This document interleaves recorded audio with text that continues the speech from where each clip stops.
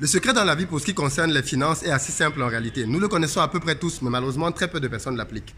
À l'occasion de cette journée spéciale de Noël, je me décide de te rappeler ces fondamentaux sur la gestion des finances. Quiconque veut s'enrichir, et tu peux répéter ça à qui tu veux, il n'y a pas une autre solution. Quiconque veut s'enrichir doit respecter fondamentalement un principe en ce qui concerne la gestion des finances. Et le principe est le suivant. Dépenser moins que tu ne gagnes. C'est simple, n'est-ce pas? Et c'est logique. Il se trouve que dans la réalité, ce principe est très difficile à appliquer, tant pour les personnes que pour les entreprises. Je vais te donner quelques exemples pour que tu te rends compte à quel point ce simple principe de base est la raison pour laquelle beaucoup de personnes financièrement ne s'en sortent pas.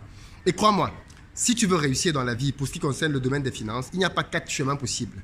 Dépenser moins que tu ne gagnes. Alors, prenons justement une entreprise que beaucoup d'entre vous connaissent, Cdiscount, qui est une entreprise qui finalement est assez connue à l'international. Cdiscount est arrivé au Cameroun il y a de cela quelques années et très peu de gens savent même que Cdiscount a finalement fait faillite et a refermé ses portes. Et en discutant il y a de cela quelques semaines avec un jeune homme ici sur place, il m'a expliqué pourquoi est-ce que Cdiscount avait fermé. Et il est évident que les raisons pour lesquelles Cdiscount avait fermé, c'est parce qu'ils n'avaient pas respecté ce simple principe de base. De quoi je parle? Ils sont arrivés au Cameroun et ils ont pris leur bureau où? À Bonapriso. Je précise que Bonapriso, c'est le quartier le plus cher du Cameroun, enfin pratiquement parce que c'est Bonanjo. Donc Bonapriso, c'est l'un des quartiers les plus chers de tout le pays. Ils ont pris un plateau, ok, donc vraiment un grand plateau pour installer leur bureau. Et par la suite, ils ont recruté des gens qui venaient de la diaspora, à qui ils ont donné des salaires faramineux. Ensuite, ils ont pris une flotte de véhicules. Ils ont pris des véhicules pour leur manager, pour leur directeur, avec des avantages, des bonus, plein d'éléments. Et tout ça peut sembler beau, n'est-ce pas? On peut se dire, mais oui, c'est normal, c'est une grosse structure. Quand ils viennent s'installer quelque part, il faut qu'ils respectent un certain nombre de normes, un certain nombre de principes internationaux, de standing et ainsi de suite.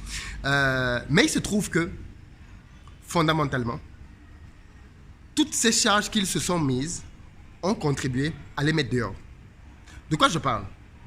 Vous devez bien comprendre une chose, qui est vraie pour qui est vrai tant en entreprise que dans les relations, que dans le domaine particulier. Si vous voulez réussir dans la vie, vous devez décoller léger. Quand vous voulez créer un business, vous devez surtout ne pas commettre cette erreur-là qui consiste à vous accumuler les charges. Reprenons le cas de Cdiscount. Qu'est-ce qui les obligeait à aller prendre un bureau dans le quartier le plus riche du pays quasiment? Le travail qu'ils font, ce n'est pas un travail dans lequel ils reçoivent du public. Ce n'est pas comme Orange, où on va dire que les clients vont venir dans ton bureau tous les jours. Ils font un boulot pour lequel on n'a pas besoin de les rencontrer, puisqu'ils travaillent avec Internet fondamentalement.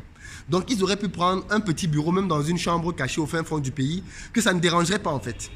Par contre, ils sont allés là où ça coûte le plus cher. Ils ont fait venir des managers de l'étranger, managers qui ne comprennent pas le contexte local, qui ont beaucoup de temps pour s'acclimater, et des règles qui ne sont pas efficaces tout de suite.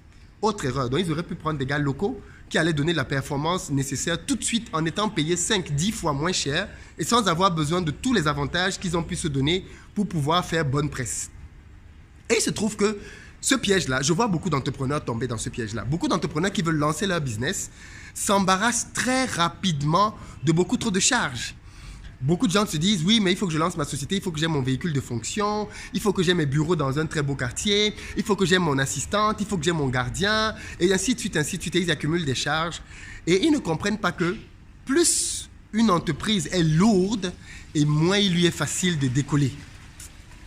Pour qu'une entreprise décolle, tout comme un individu dans la vie, il faut qu'il soit léger. Prenons donc le cas personnel. Beaucoup de personnes en Afrique ont du mal à réussir dans leur vie à cause de leur famille, et ça, il faut que les gens l'entendent. Parce que dans nos sociétés, les familles sont des éléments de charge énormes. Il suffit que le jeune homme trouve un petit boulot pour que la famille commence à faire de lui une poche qu'ils vont ponctionner tous les mois. Il faut qu'il paye la pension de tel enfant. Il faut qu'il paye la scolarité de tel autre enfant. Il faut qu'il... ensuite, il faut qu'il... maintenant, chaque fois qu'il y a un problème dans la famille, c'est vers lui qu'on vient. Quand un enfant est malade, c'est à lui qu'on envoie. Donc, tout de suite, il est bombardé de charges. Et comme en plus de tout cela, lui-même, il faut qu'il déménage pour aller dans un bon quartier, puisqu'il a maintenant il a un salaire. Il faut qu'il puisse acheter une voiture, puisqu'il est maintenant respectable. Et si la fille avec qui il est une irresponsable financièrement, eh bien, ils vont se retrouver à accumuler tous les deux énormément de dépenses pour améliorer leur style de vie. C'est à ça qu'on reconnaît les pauvres d'ailleurs, entre guillemets. Les pauvres, quand ils gagnent plus d'argent, ils augmentent leur style de vie. Les riches, quand ils gagnent plus d'argent, ils le réinvestissent. Ils n'augmentent pas leur style de vie. Et c'est super important de comprendre ça. Qu'est-ce que je veux dire par là? Quand un pauvre a un peu plus d'argent, tout de suite, il entre dans une logique de consommation. Il veut dépenser cet argent pour se faire plaisir à travers plusieurs choses. Quand un riche gagne de l'argent, eh bien, ce qu'il pense à faire, c'est de réinvestir cet argent-là pour que cet argent-là produise des bénéfices. J'en parlerai davantage dans une prochaine vidéo.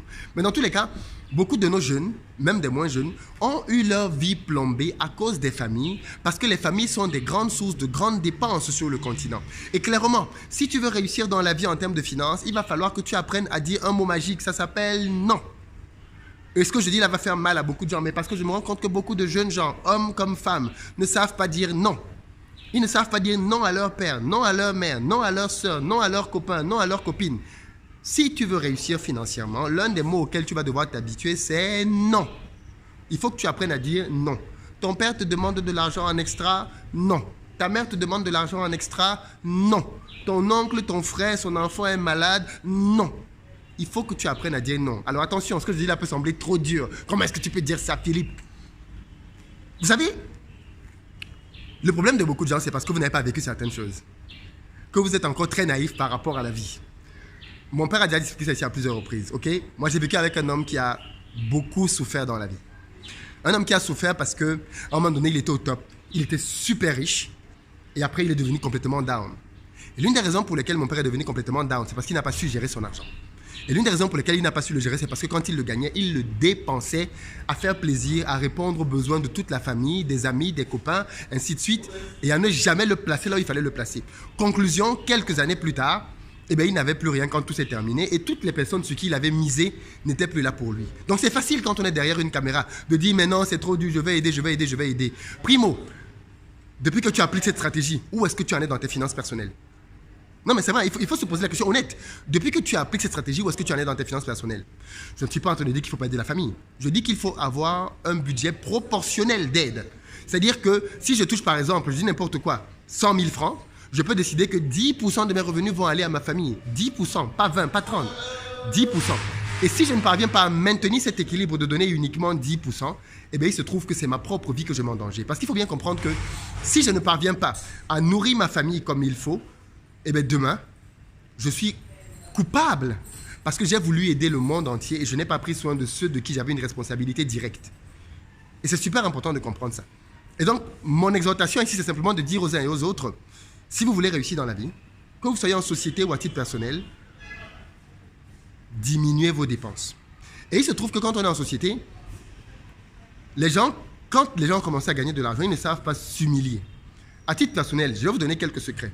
Quand je crée une société, comme j'ai pu en créer au Cameroun, le but n'est pas d'aller prendre l'argent de ma société en France pour venir le mettre dans ma société au Cameroun. Non. Je crée ma société en fonds propres. C'est-à-dire que j'estime que, OK, pour lancer une société au Cameroun, par exemple, il me faut 100 000 euros. Je dis n'importe quoi. Ou 50 000 euros, ou 15 000 euros, peu importe. Je prends de cet argent-là dans mes finances personnelles parce que je décide, par exemple, que je veux créer cette société comme une société indépendante des précédentes. Et une fois que je décide donc de faire ce calcul-là, et bien avec cet argent-là, je lance la société.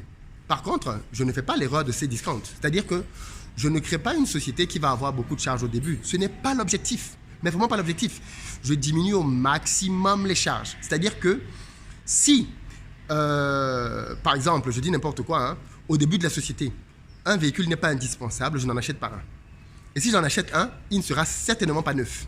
Il sera certainement ancien et il sera pratique.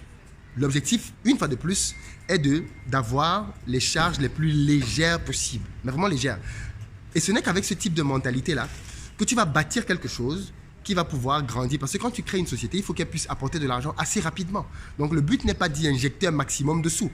Le but, c'est de la rendre légère. Et le parallèle est vrai pour la vie personnelle. Donc si tu veux réussir dans tes finances personnelles pour l'année qui est en train d'arriver là, le secret, il est simple. Diminue ton style de vie. Je ferai d'autres vidéos dans lesquelles on va reparler de ça. Je te reparlerai des principaux points de dépense. Si tu veux qu'on parle de finances personnelles, tu me le dis dans les commentaires. Je te donnerai davantage d'astuces pour diminuer ton train de vie. Mais c'est fondamental. Si tu ne diminues pas ton train de vie, tu ne vas pas réussir financièrement. Et je sais que le piège, la tentation, elle est là et elle te pousse à te dire comme je gagne plus maintenant, il faut que je me fasse davantage plaisir. Erreur, erreur, erreur, erreur. Et cette erreur-là, malheureusement, beaucoup trop de personnes la font et le payent cash, clairement cash. La vie, ce n'est pas une course de vitesse. C'est un marathon. Et j'ai vu tellement de personnes se griller les ailes parce que soi-disant, elles voulaient se faire plaisir beaucoup trop rapidement. Et aujourd'hui, c'est comme la cigale et la fourmi. elles se sont fait hyper plaisir. Et maintenant que les autres qui avaient patienté pour bâtir petit à petit leur patrimoine commencent à en profiter, eh bien les autres sont à la rue tout nus et sont à la merci de tous les problèmes possibles. C'est une équation qu'il ne faut surtout pas répéter. Et si en 2021, tu veux que tes finances s'améliorent, alors tu as intérêt, mais vraiment intérêt, à te poser la question de quels sont les domaines de ma vie dans lesquels je suis dans le superflu. Et tu vas te rendre compte que dans beaucoup de choses, tu dépenses beaucoup trop d'argent qui n'est pas indispensable, que tu peux économiser et qui vont faire une véritable différence dans tes finances. Voilà ce que je voulais te partager très rapidement dans cette vidéo. Si le domaine des finances personnelles t'intéresse, je te donnerai d'autres conseils dans les prochains jours parce que je crois que quiconque ne sait pas gérer ses finances personnelles ne saura pas gérer les finances de son entreprise. Et clairement, il ne sert à rien d'être une passoire. Parce que quand on est une passoire, peu importe la quantité d'eau que l'on va verser, tu la perdras. À très bientôt.